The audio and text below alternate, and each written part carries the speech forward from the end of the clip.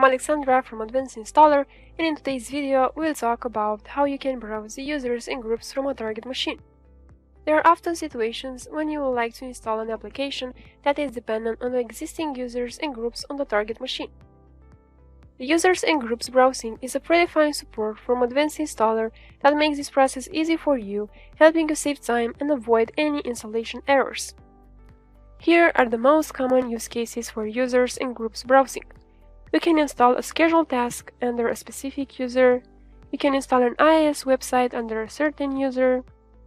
You want to have better control of who is running specific tasks during the installation. You can install certain resources in certain folders, property-based folders. You can set conditions on certain resources depending on the selected users, and many more. Now, let's take a look at how it works in Advanced Installer. First, let's start a new project in Advanced Installer. Keep in mind that this functionality is available only with the Enterprise and higher projects, but don't worry, if you want to give it a try, you can find it in our 30-day full feature trial.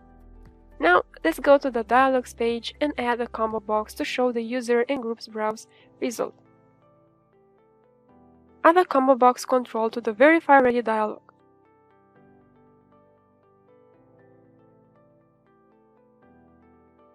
Don't forget this property name, we need it later. Let's go to the Users and Groups page. On this page, we can create a new user or group browse operation.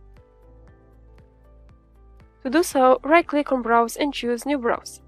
Once created, we are prompted to the User Browse Properties view. Browse type supports two types of browsing: User Browse, which browses the user's list from the target machine, and Group Browse, which browses the group list from the target machine.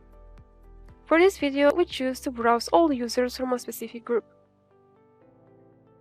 We specify in which group present on the target machine should the user browse operation be performed.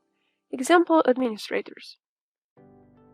To display the user's browser result in a ComboBox, pick the controls property from the list. In our case, ComboBox 1 prop. We choose the user browse operation to execute when the Verify Ready dialog is initialized. Now, let's build a project and run the installer to see the user browse result.